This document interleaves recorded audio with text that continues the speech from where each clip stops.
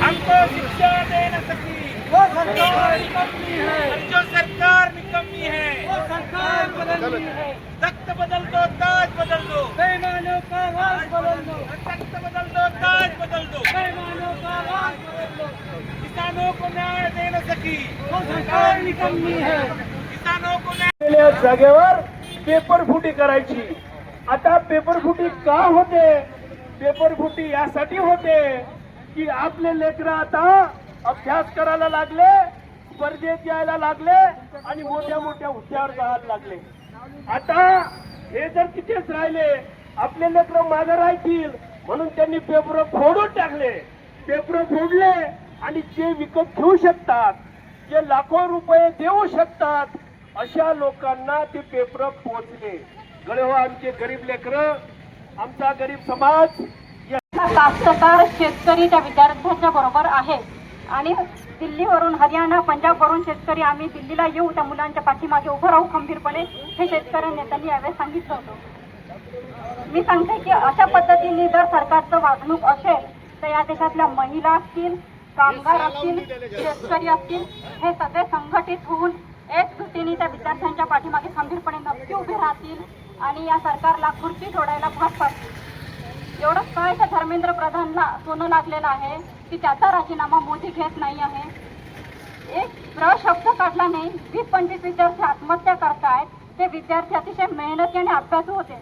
नीटची परीक्षा काही सोपी नसते।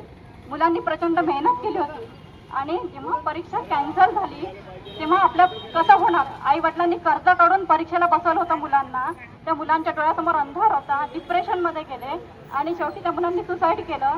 त्याच्यावरती देशाचा पंतप्रधान शोक व्यक्त करत नाही, शिक्षण मंत्री शोक व्यक्त करत नाही आणि कदाचित नैतिक जबाबदारी सुद्धा घेत नाही। या अगोदर जेव्हा इतर पक्ष असतात सत्तेमध्ये तेव्हा नैतिक जबाबदारी घेऊन वेळोवेळी राजीनामे घेतले गेले आणि दिले गेले, परंतु भाजप सरकारकडे नैतिकता नावाची गोष्ट नाही आहे आणि नैतिकतेच्या आधारावर का नाही राजीनामा दिला जात आणि घेतला जात आहे? कारण मोदीला माहिती आहे एक धर्मेंद्र प्रधानचा राजीनामा दिला तर उद्या नितीन गडकरीचा पण मागतील, कारण सगळे घोटाळेबाज आहेत। सोशल मीडियावर गोष्टी करतात की आमचं चारित्र्य स्वच्छ आहे, आमच्या पक्षामध्ये भ्रष्टाचारी नाही। सगळ्या पक्षातले भ्रष्टाचारी यांनी यांच्या पक्षात गोळा करून ठेवलेले आहेत आणि हे काय गोष्टी करतात। आणि म्हणून गरजेचं आहे त्या विद्यार्थ्यांच्या पाठीमागे ठामपणे उभं राहणं।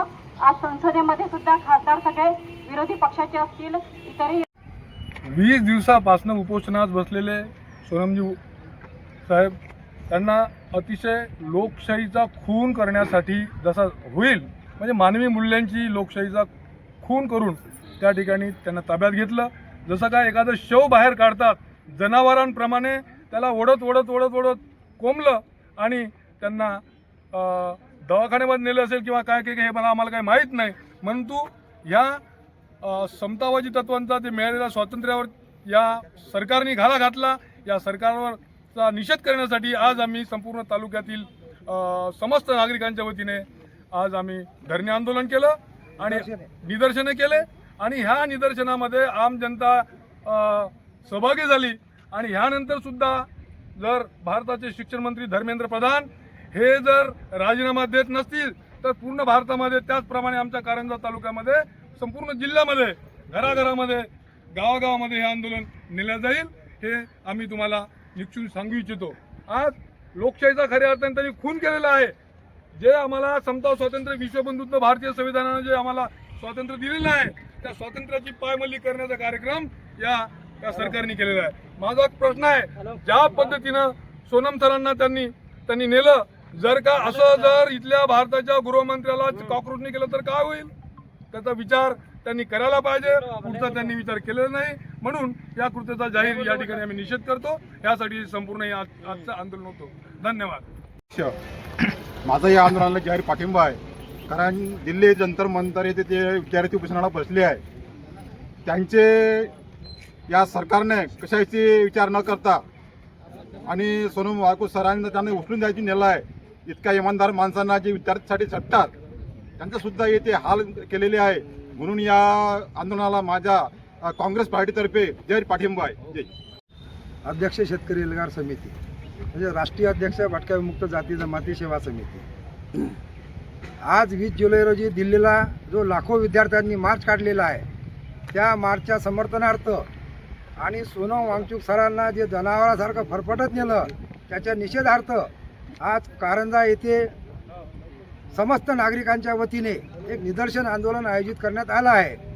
या निदर्शन आंदोलनामध्ये मोठ्या संख्येने महिला पुरुष विद्यार्थी सहभागी झाले होते.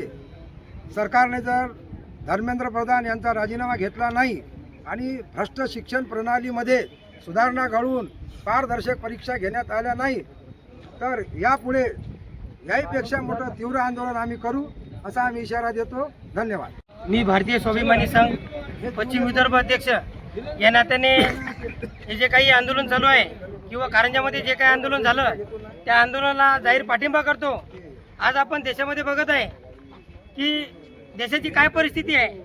देशामध्ये तुम्ही बघत असाल महिलांवर अन्याय अत्याचार होत आहे, विद्यार्थ्यांवर सुद्धा अन्याय अत्याचार होत आहे. तेच नाही तर शिक्षकांचे बी सुद्धा पेपर फुटत आहेत. आपण नीटच बघतो, नीटच्या नंतर टीईटी UPSC MPSC या सगळ्या पेपरमध्ये फुटी झालेली आहे आणि फुटी करणारे कोण आहेत तर सत्तेत बसलेले दलाल भडवे आहेत. या दलाल भडव्याचा मी जाहीर निषेध करतो. आणि ज्याप्रमाणे अभिजित दिपके यांनी सांगितलं की फक्त धर्मेंद्र प्रधान यांचा राजीनामा घेणारच नाही तर या देशाचा हुकुमशहा पंतप्रधान नरेंद्र मोदी यांचा सुद्धा राजीनामा झाला पाहिजे आणि तेव्हाच हे आंदोलन शमणार आहे. हा फक्त एक छोटासा मॉप आम्ही दाखवण्याचा प्रयत्न केला आणि सोनम वांगचूक सरांसोबत जे काही घटना घडली त्याचा निषेधार्थ हे मोर्चा होता. पण यानंतर आम्ही असं काही मोर्चा काढणार आहोत की राज्यभरातच नाही, दिल्लीत जसा मोर्चा आहे तसा मोर्चा आम्ही कारंजा वाशिम जिल्ह्यामध्ये काढू असं मी सर्वांना आवाहन करतो.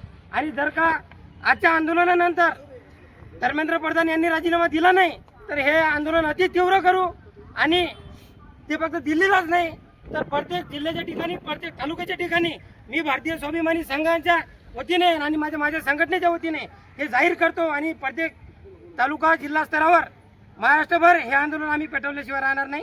एवढं बोलून मी थांबतो.